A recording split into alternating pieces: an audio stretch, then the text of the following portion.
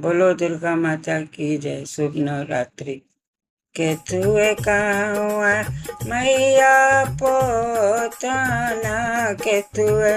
पोताना हरहई हो मैया थवा खियने देवगळली पतदर दिया ताने बोजहु मैया थवा खियना देवगळली पतदर दिया ताने बोजहु अनार पुकारे अगावरवात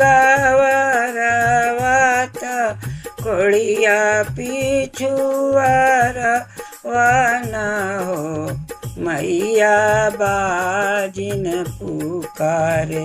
देवगळवती नो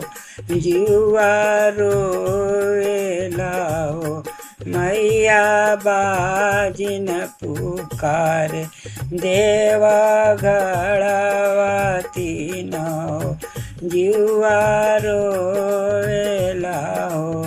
अनर के दे द मैया की दे द कोड़ी या के काया दे दो मैया बाजी ना पुत्र जे मांगे तर दतानी बूझो मैया बाजी ना पुत्र जो मांगे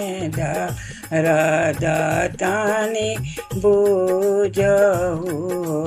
अनार के देली मैया आँख दियली कोड़ी या के काया दियली हो मैया बाजी ना पुत्र खेला में तीनों जीवना खुश बहिने हो मैया बाजी ना पुत्र खेला में तीनों जियरा खुश बहिने हो अनर जया वेला गावत